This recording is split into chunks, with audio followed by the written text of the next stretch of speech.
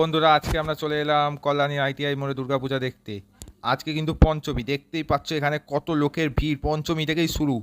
ঠিক আছে, এখান থেকে দেখতে পাচ্ছ কত লোক। আমরা কল্যাণী ঘোষপাড়া স্টেশনে নেমেছিলাম, নামটাও ঘোষপাড়া। এখান থেকে একটুখানি ঠান্ডা জল নিয়ে এলাম বোতলের মধ্যে, তারপর হাঁটতে শুরু করলাম। অত ভিড় ছিল না আজ থেকে 3 বছর আগে যখন টুইন টাওয়ার করেছিল, তখন যত ভিড় ছিল। এখানে এসেই দেখতে পেয়ে গেলাম এই মন্দির।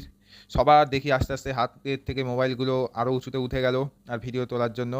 আর পিছনে লোকেদের হাসি দেখে তো বুঝতেই পারছো লোকেরা কত আনন্দ হচ্ছে এখন এই মন্দিরটা দেখে। তো চলো এখন ভেতরে যাওয়া যাক। ঢোকার পর দেখতেই পাচ্ছ ওই যে মা দুর্গা, এতক্ষণে অপেক্ষা এখন শেষ।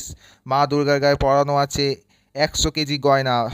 দেখতেই পাচ্ছ লোকেরা সবাই দেখার জন্য আগ্রহ উঠেছে। আর আমি আমার ভিডিও চালিয়ে যাচ্ছি, সিটি বাজিয়ে যাচ্ছে, বলছে ভিডিও বন্ধ করুন, ভিডিও বন্ধ করুন। কিন্তু আমরা তো ব্লগার, আমাদের চালিয়ে যেতেই হবে।